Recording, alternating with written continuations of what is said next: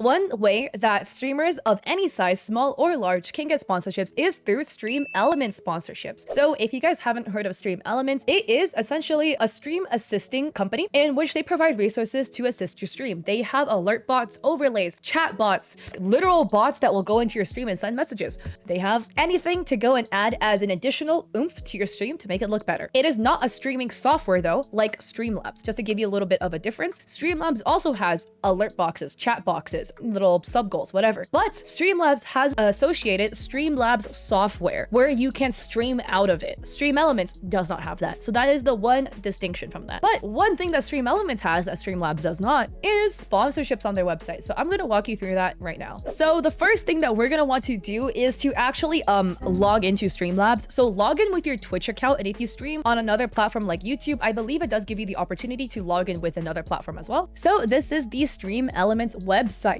So if you go on the left-hand bar here, you go down to sponsorships, you can see the number 14, which is how many sponsorships I currently have available. Under your campaigns, you will see any ongoing campaigns you have, which I have none. And then down here, you can see the available campaigns. You can see all of the available ones, and then some campaigns that are coming soon if you have any interest. Oh, Wuthering Waves. Ooh. I was actually very interested in this one. Let me show you which ones that you should do and which ones you shouldn't do. So there is a max payout, which is typically not going to be a number that you will ever see. I'm just gonna be honest, because it is like the best case scenario, and even like can maybe struggle to get this number. Let's click on Hero Wars Alliance to give an example of this one. So it will appear on the top, tag which type of category it is. So Hero Wars is an RPG, fantasy, battle, and multiplayer. So there are 6 earning goals. So it will tell you, let's see, you will get $10 for every new user that completes chapter 1. It will tell you it takes about 25 minutes. $9 for every new user that hits player level 13. You will hit $15 for every person that hits VIP level 4. $25 for every new user who purchases Valkyrie's Favor. And again, at the bottom, you can see the max. So this is 50 people max for a max of $750. For this one, a max of $1,200. And here, bonus, if you spend $10 to $15 in game on stream,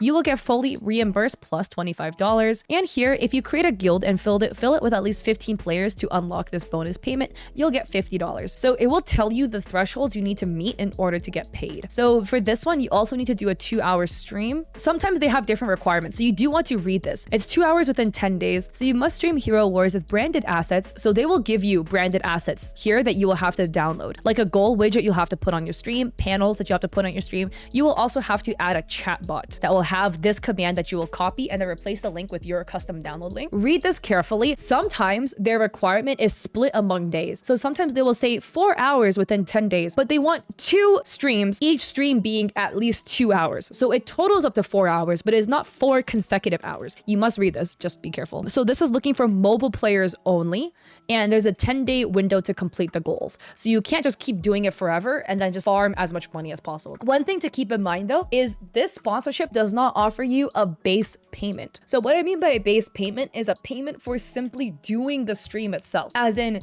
just for streaming this game for 2 hours, you will get paid X amount of money. That's a base payment. This does not give you a base payment, this campaign specifically. So I don't do campaigns that don't offer base payments unless it's a game that I would have played already. So you can see here, this is 4,660 max payout, but you see here, Warpath has a $400 base. Call of Dragons has a $400 base. Marvel Strike Force has a $400 base payment. These ones all have base payments. Factor, HelloFresh has base payments. Guns of Glory, Lost Island has a base payment. So I only do ones with base payments. So let's take a look at one with a base payment so we can see what they offer you. So here is Hype Guns of Glory, Lost Island on your live stream. And then you can also see who grabbed this campaign. These 2 creators plus 503 other creators grabbed the Guns of Glory campaign recently. So this one, it's $6 for every new user who hits Stronghold level 7, $11 for every new user. But if you see here, there's $350 of a guaranteed base payments. So you must fulfill the stream requirements, as in you must stream this for 2 hours within 8 days. You must have the branded assets on for 2 hours or more. Sometimes they will give you perks, like they will give you a code to go get some in-game bonuses. And then if you want to start the campaign, you would click I'm interested to begin it. I know these types of campaigns are available to affiliates and Twitch partners. I started doing these deals, by the way, before I was even Twitch partner. So the thing is, if you are new to Stream Elements, like you literally just made an account, you you may not see the sponsorships immediately. It takes a little while for it to populate for you. And then also, if you do campaigns, you will see more campaigns in the future. So I've done a couple Stream Elements ones, which is why more of them are showing up for me, because I've done a few in the past. Also, another one, the good ones come out quickly. So there was a Honkai Star Rail one and I already missed it. So you want to make sure you constantly check to make sure you grab the ones that are available. This is also location based, by the way. So I am an LA based creator, and if you are not an LA based creator, you may see different campaigns than what I see. Wait, for those of you guys that have Stream Elements but are smaller creators, would any of you guys mind grabbing a screenshot of your campaign so I can see what it looks like for somebody else? I have about 15 average viewers. Yeah, Star Trek Fleet Commands, Puzzles and Survival. Okay, so the payouts are about the same. The same max payout, the Watcher of Realms. Okay, so it's about the same. An Australian creator with 5 average viewers would potentially see, oh, that's a shame though, you don't have any of the ones with base pay. Maybe it is because like a base pay might be a US creator thing. And because you're an Australian creator, you just may not see it for that reason. Golden has very different max payouts though. Like for the Misty continent, I have 9,900.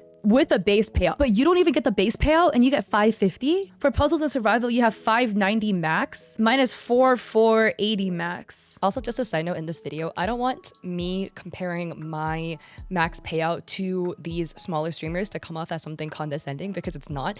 The reason why I sound so shocked is because I genuinely was. I feel like it is fair to pay creators what they're worth, and even if you are a smaller creator, that doesn't mean necessarily that you will get less sales or downloads than a bigger creator. So I felt like these smaller creators should still have around the same threshold that I have as a larger Twitch partner. So I was just really surprised that they didn't. Because yeah, I'm editing this and I'm looking back and I'm like, oh, sometimes the things that I say can sound maybe a little condescending, because again, this is cut from like a 4 or 5 hour Twitch stream. So there's also a lot of context that's missing just to keep this video like close to around 10 minutes long. All right, so Cozy, you said that you're in Australia too and you also have no base pay, but Gabby says that there is base pay in the UK. So yeah, it might be a region thing and the Australians just get wrecked, I guess. I'm so sorry. All right, so then we have another person's. I'm just trying to compare the numbers here. So we have Ant Legion 21. Why is it 21k for a bunch of ants, bro? Huh? Well, this game looked kind of cool, not gonna lie. So you have 9,400. So Call of Dragons, you have 4,000. Call of Dragons, 6,000. Okay, wait, so your numbers are really high, but they're just like slightly different. So you have a base pay. Your base pay is 140 for these. 140, 140, 140. Whereas my base pay is 400. What I think is weird is you have actually a higher max cap than I do for both Factor 75 and for HelloFresh, but I have a base pay and you don't have a base pay. Oh wait, no, you have a base pay for AFK Journey? Oh, I'm so jealous. If I had a base pay for AFK Journey, I would do that one in a heartbeat. I already played that game on my own. We both have 5 earning goals, 3 streams. So for $14 for every new user that hits residence level, $18 for every new user, $5 for every new user, 50 max, 50 max, 50 max. Okay, so ours are the same. Spending $4 to $10 in game during live stream, you'll get fully reimbursed in $5. But yeah, okay, so we have basically the same thing, except you have a base pay and I actually don't. I'm really interested in like what differentiates how they're giving it out. Because also, why is your base pay lower? But then your max payout is higher. So far it looks like, after looking at a bunch of you guys' screenshots from Stream Elements, so thank you guys so much. 1, if you're in Australia, you basically don't get base pay. You just get wrecked, which freaking sucks. 2, it seems like the US, UK gets base pay. 3, the average viewership actually doesn't seem to matter. Hold on, I'm gonna hit I'm interested though, so I can show you guys what's gonna happen, because I will actually probably do this one. Let me just put the start date. I'll put the 15th as the start date. Let me hit submit. So then now it says, thank you for your interest. Expect a response within 2 business days. This is very interesting, actually, because in the past you could sign up and you would automatically get it. The payout is through Stream Elements. From the past, they have their own payout system. I believe it was a direct deposit. Yeah, there's no explicit penalty for signing up for these campaigns and they're not actually doing it. However, it may potentially decrease the opportunities you would get in the future if you sign up for a campaign and don't do it. I have done these campaigns, by the way, that have a base pay where I did it and then I got nobody to sign up for it. I was just doing it for the base pay. And you know what? It was totally fine. I got paid my base pay and then we just minded our own business and we moved on. I think personally, I have done Stream Elements sponsorships before. I haven't done any since they revamped their sponsorship system again, but looking into this, it seems like a really good way for content creators to get started, to get sponsorships even if you're a small creator. I just really recommend you do the ones with base pay than the ones that don't have base pay. I truly recommend the ones with base pay because that means if you stream it and you get 0 people to sign up, you still get paid. And I highly advocate for creators to get paid for their work, whether you streamed and got signups or whether you did not get any. I think the reason why mine has like a waiting time is because my talent agency imported me under them on Stream Elements. I originally wasn't under them. I was under nobody. It was just by myself. So it would be start now. And then because I'm under a talent agency, I think now it's telling me just to wait. Between then and now, I actually hopped in a call with Stream Elements and asked them some questions that we all had, and I got a bunch of answers from the CEO himself. So first up, they told me a bunch of fun facts, which I thought were really interesting. So let me just tell you what they told me. Again, this was told to me by the CEO, so I'm gonna assume they're true, right? But there is gonna be bias in here. They said that they've paid creators over $100 million in sponsorships, and that they have paid money to more than 100,000 creators. Apparently, Stream Elements monetization structure, they do not make any money from overlays, chatbots, whatever that you use. They don't. They make money strictly from sponsorships that you take on, which of course it makes sense, right? Typically when there is a third-party host platform that brings on sponsorships, they will skim a little bit off the top. That's just how they get paid. That's how they keep their things running. It's standard practice. So I think it's cool that they don't paywall any of their other features, that they just make money through this one aspect alone.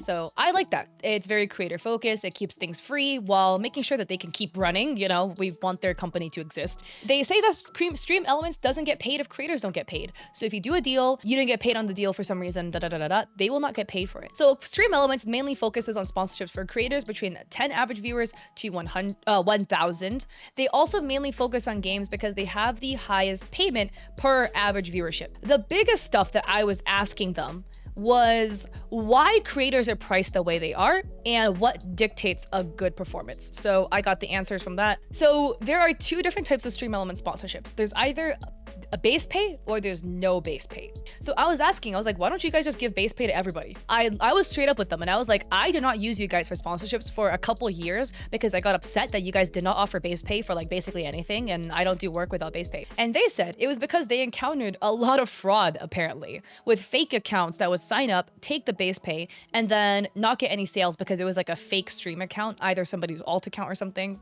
They said the best way to get base pay is to do well in one campaign. So you do the first campaign, you do well in it. I will tell you what they determined being well. I was like trying to get more info because I was like, in the initial, I feel like they were being kind of vague, but also to give credit to them, there's a lot in the algorithm that determines what is good and bad. So I'll elaborate, but to get base pay is to do well in the first campaign, and then you will get base pay for the future ones. In the future, they're thinking of introducing a star system. So there's more clarity as to whether the campaign went well or not good.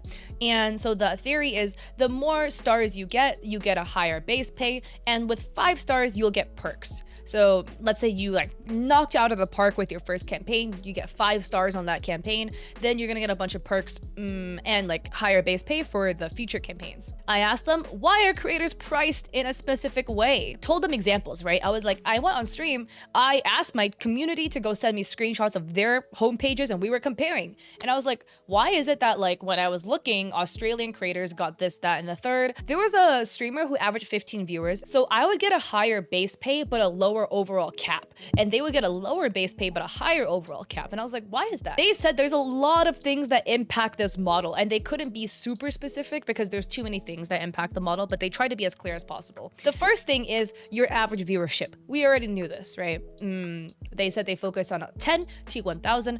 Of course, the average viewers you have would impact how much you get paid for sponsorship. But secondly, they said your average viewership trend. So are you stable? Are you growing, or are you decreasing in viewership? That would actually affect your pricing. The other thing that impacts their model is how active your community is. How much are they chatting? How often do they show up in your streams? How well can you hold viewers in your stream? Another one I thought was very interesting but makes a lot of sense is the behavior of your community monetary wise. So how many subs do you have versus your average viewership? So for me, I have like 150 average viewers, but I have about an average, maybe 200 subs. I probably would be worth less than a streamer with 40 average viewers who consistently holds 400 subs. Hypothetically, throwing it out there, right? Your sub to viewership ratio is higher than mine, you would be worth more than me. They also account for your chat speed, how much people are typing, the games you play, and your communities across platforms. So whether you have large communities on other platforms. One thing they said also that was very interesting was that if you don't actively use STREAMELEMENTS, as in their chatbot, their alerts, they can't track your information well. So if you use their chatbot, their alertbot, whatever, they can do a better job of tracking your data and then can more accurately give you sponsorship numbers. It does make sense because they can only pull the data that they have, and if you don't use their chatbot or whatever, they maybe can't get more fine data, as in like chat speed or something. If you don't use their chatbots and stuff, they can still get like your average viewership over that stream. They can still get your followers gained per stream, yada, yada, yada. But they probably won't know how many subs you have. They probably won't know the speed of your chat because they don't have that data. Another way that would affect pricing is if you didn't do well in a campaign. Your next offer would be lower, maybe you won't get one at all. They are very pro creators and pro content creators. So if you give them feedback, there's like a little box to add feedback in STREAMELEMENTS. It will actually directly send it to their Slack and they will read it. So you can fill that out for anything. Like if you get a campaign, you don't like your base pay, you want it higher, put it in feedback. Just be like, hey, can you do $500? I don't know. It'll send it to their Slack, they'll take a look, and they'll analyze it on a case-by-case basis, which I think is really cool. Now, what determines a good performance for sponsorships? They broke it down into 3 things. Well, the first thing is get installs. So people to download the game, that's the first tier. The second tier is if there's retention. If the person who downloads the game keeps playing, that's worth more. And then the final raid boss is, are they spending money in the game? If your viewers spend money in the game, it is worth a lot in terms of determining whether the performance is good. And you get paid for it too. I asked them like how much of it determines how much of each tier installs, retention, spending money in the game. They couldn't give me full straight answers because it's very case by case. They told me it depends on the game. Some games price each download at $5. Some games price each download at $20. It's really case by case. The second thing is to try to understand how much you got paid versus how much the community spent in game. You can see that in STREAMELEMENTS. Let's say hypothetically, the STREAMELEMENTS has a thing where it says, hypothetically, if your viewer spends $5 in the game, you will get $40. I don't know. Then you know that like their $5, like a $5 spent in the game is worth $40 to the game, something like that. They said in terms of determining a good performance, try to get at least 10% of your audience to convert to doing something in the game. Like at the bare minimum, downloading it, ideally replaying it, spending money in the game. So for me, because I average 150 viewers, my good performance or like the threshold I should aim to hit is 15 downloads. If you have 10 viewers, you are on the low end of what STREAMELEMENTS would work with, so your numbers would be different. They said if you have 10 viewers, try to get like 5 people to do something in the game. And then in terms of who sees the sponsorships, they said it was English-speaking countries. Because I was like, why do some people just not get it? They said English-speaking countries. It was bugged. They fixed it about 4.5 weeks ago. However, this could be user error. So in STREAMELEMENTS, go to your settings. You should be able to see, like, it should label you under a country. So for me, it would say like US, okay? If it says null, they don't know what country you're from. So therefore you won't get any campaigns because they don't know. So go to your dashboard, okay? Go to your settings or whatever. It should be in your dashboard at least. Check to make sure your country is actually listed and it doesn't say null. Because if it says null, they don't know what country you're from. They don't know you live in an English-speaking country, and then you won't get campaigns. Those are the sponsorship questions that I asked them, and those are the answers that I got. Hopefully this cleared more things up for you. This cleared up a lot of things for me because I did have a lot of questions that I wanted to ask them. So big pogs, thanks to STREAMELEMENTS for answering my questions for me. That kind of changes my view on STREAMELEMENTS sponsorships a little bit after I got to talk with them. One, it was nice to actually like talk to a human being finally. The CEO seems very passionate about helping creators, was very enthusiastic to answer things, which I really appreciate.